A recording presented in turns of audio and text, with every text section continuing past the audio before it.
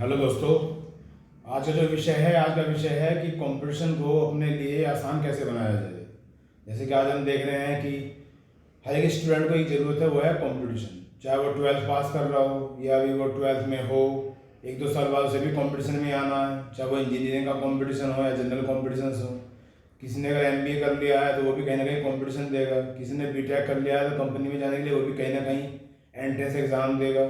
एक ऐसा एग्ज़ाम देगा जिसमें कंपनी उसे पिकअप कर ले, जिसे एप्टीट्यूड टेस्ट कह देते हैं।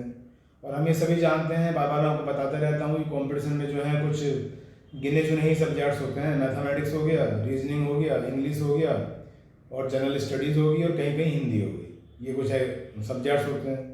तो आज का जो विषय है वो ये है कि हम इन सब सब्जेक्ट्स को अपने लिए आसान कैसे बनाएं। तो अगर कंपटीशन हमें अपने लिए आसान बनाना है कि हम किसी भी एग्ज़ाम में जाएं तो हम बहुत कंफर्टेबल फील करें, तो उसके लिए ये जो सब्जेक्ट्स हैं इन्हें हमारे लिए बहुत आसान बनाना पड़ेगा। इनके लिए मतलब हमारे लिए कोई डिफ़िकल्टी नहीं होनी चाहिए, चाहे कोई भी सब्जेक्ट हो, कैसा भी सब्जेक्ट हो। तो उसका क्या तरीका है, तो इसे मैं आपको एक चीज़ से समझाता हूँ। जैसे आपने एक चीज़ देखी, हमारे पास मोबाइल है, कंप्यूटर है, लैपटॉप है। अगर मान लिया किसी के पास ऐसा कोई कंप्यूटर हो या मोबाइल हो कि आप उस पर कुछ क्लिक कर रहे हैं और वो फिर टाइम ले रहा है, प्रोसेस होने में टाइम ले रहा है, तो आप क्या कहोगे?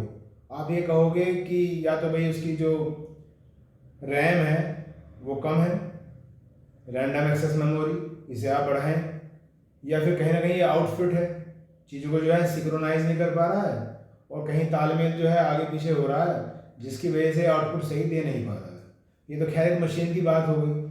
अब अगर मान लिया मैं एक स्टूडेंट की बात करता हूँ जो कंपटीशन में बहुत अच्छा करना चाहता है या अपने लिए कंपटीशन बहुत आसान बनाना चाहता है, तो सबसे पहले जिस तरह से कंप्यूटर का मोबाइल को डेटा चाहिए, उस तरह से स्टूडेंट को भी डेटा चाहिए। क्योंकि जब वो एग्ज़ाम में लिखेगा या एग्ज़ाम में निशान लगाएगा तो उसके अंदर एक स्टोरेज तो होना चाहिए, जिसे मैं डेटा बोल रहा हूँ। तो वो डेटा कैसे बनेगा? डेटा तो आप पढ़ रहे हो, लगातार पढ़ रहे हो, लगातार सुन रहे हो, लगातार अपनी क्लास कर रहे हो, वो सारा जो डेटा है वो आपकी स्टोरेज में इकट्ठा होता जा रहा है। लेकिन अब प्रॉब्लम ये हो रही है कि जिस डेटा की हमें रिक्वायरमेंट होती है वो एट ए टाइम उठ नहीं पाता या हमें याद नहीं आ पाता। ठीक, तो उसके लिए हमारी जो मेमोरी पावर है वो स्ट्रॉन्ग होनी चाहिए। मेमोरी पावर का मतलब क्या हो गया? रैम। तो जब एक स्टूडेंट को इन सब चीज़ों में दिक्कत आती है कि उसने मेहनत तो बहुत कर रहा है लेकिन एट ए टाइम उसे जब किसी क्वेश्चन की आंसर पड़ती है वो पिकअप नहीं हो पाता। तो मैं अगर इसे रैम से जोड़ता हूँ, जो मैंने अभी एग्जाम्पल दिया था मोबाइल का या लैपटॉप का, आपके अंदर भी तो एक रैम होनी चाहिए।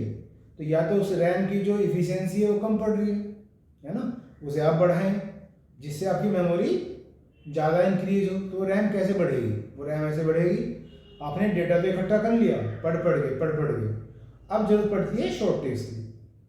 जितने भी शॉर्ट ट्रिक्स हैं, जितने भी कंसेप्ट हैं, वो सब आप बार बार लिख लिख के तैयार करें, बार बार चीज़ों को रेगुलेट करें, बार बार चीज़ों को रिवाइज करें। चाहे वो कोई भी सब्जेक्ट्स, हिंदी हो, इंग्लिश हो, मैथ्स हो या रीजनिंग हो, इनके चैप्टर्स अलग अलग हो सकते हैं, लेकिन अगर मैं रफ भाषा में कहूँ तो जो डेटा है वो डेटा तो इकट्ठा ही है।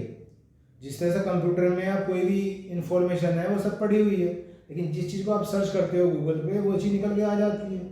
इस तरह से आपके दिमाग में दुनिया भर के सब्जेक्ट्स हैं, दुनिया भर की बातें हैं, लेकिन जिस चीज़ की आपको जरूरत पड़ने वाली है वो चीज़ आनी चाहिए एट ए टाइम।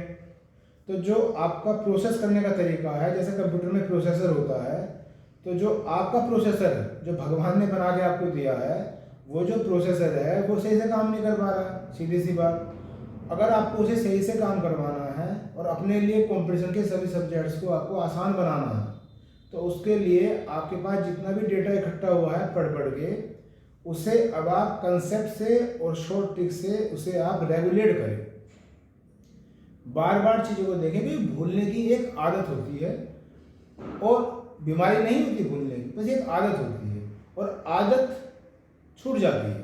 चाहे वो कितनी भी पुरानी आदत हो, छूट जाती है। लेकिन अगर मान लिया आप उसके लिए प्रयास ही नहीं करेंगे तो वो एक आदत ही बनी रहेगी। आप अपने को इतना हैबिचुअल बना दें किसी भी सब्जेक्ट्स में जिसमें भी आपको दिक्कत आ रही है, उसे इतना बार बार लिख के देखें। जो बहुत बारीक चीज़ होती हैं, जैसे हमारा मैथ्स की बात करता हूँ, बहुत से स्टूडेंट ऐसे होते हैं जो न्यू कमर्स होते हैं, उन्हें बेसिक टर्म्स नहीं आती, अंडर रूट निकालना, उन्हें ये नहीं पता क्यूब रूट और अंडर रूट क्या होता है, स्क्वायर रूट डिवीजन मेथड क्या होता है। तो जब ये बेसिक टर्म ही चीज़ें याद नहीं है तो आप शॉर्ट ट्रिक या आप किसी एग्जाम को कैसे निकाल लोगे? तो सबसे पहले जैसे मैं बताता हूँ, कई वीडियो में पहले ही बता चुका हूँ कि आपको किसी भी सब्जेक्ट्स का बेसिक तैयार करना चाहिए। कहाँ कहाँ आपको प्रॉब्लम आती है आपकी, जब आपको अपनी स्पीड बढ़ानी है मैथमेटिक्स के अंदर या किसी भी सब्जेक्ट के अंदर, आपके पास जो डेटा है वो इतना ज़्यादा होना चाहिए कि आपको किसी भी चीज़ को प्रोसेस करने में किसी किताब की जरूरत ही ना पड़े। मान लो मैं मैथ्स अच्छा करना चाहता हूँ अपना, और मैथ्स अच्छा करने से पहले मुझे डेटा चाहिए, लेकिन जब मैं डेटा करने वाला हूँ या डेटा इस्तेमाल करने वाला हूँ, मेरे स्टोरेज में वो डेटा ही नहीं है। मतलब कि मैथ्स का फार्मूला मुझे चाहिए एडवांस किसी क्वेश्चन में, और वो मेरे डेटा में ही नहीं है, मेरी स्टोरेज में ही नहीं है, तो फिर मैं कैसे अपने आप को प्रोसेस कर पाऊँगा। तो इसलिए मैंने आपके याददाश्त को या कंप्यूटर को आसान बनाने के तरीके को एक मोबाइल या गैजेट से जोड़ा है। तो सबसे पहले अपने अंदर डेटा स्टोर करो मैक्सिमम, ताकि जिस चीज़ की भी आपको तलाश हो वो डेटा आपके अंदर हो, आपको कहीं किताबों में या गूगल में ढूंढना ना पड़े। अब बस उसे प्रोसेस करने का तरीका आना चाहिए। वो प्रोसेस करने का मतलब है आप ज़्यादा से ज़्यादा प्रैक्टिस करें, शॉर्ट टेस्ट की हैबिट बनाएं लिखने की, बार बार रिकॉल करें चीज़ों को। तो एक ऐसा समय आएगा जब आपकी भूलने की जो आदत है वो तो धीरे धीरे कम होती जाएगी और याद रखने की ताकत ज़्यादा ज़्यादा बढ़ती चली जाएगी। बस समझ लीजिएगा, आपकी रैम भी इम्प्रूव हो गई है, आपका प्रोसेसर भी बहुत ठीक हो गया है, और आपके जो आउटपुट है वो बहुत ज़बरदस्त निकल के आएगा। तो इस तरह से आप अपने ऊपर काम करें और कंपटीशन के सभी विषयों को, कोई एक विषय नहीं, सभी विषयों को आप अपने लिए बहुत ही आसान बना सकते हैं इस तरीके से। और जैसे ही आपके विषय आसान बन गए, आपके अंदर कॉन्फिडेंस आ गया और आपको लगेगा कि अब मैं उस स्थान पर हूँ जहाँ मैं कंपटीशन को निकाल सकता हूँ। ठीक, तो इस वीडियो में बच्चों इतना ही। जल्दी ही नेक्स्ट वीडियो में मिलेंगे, तब तक के लिए बाय। Thank you.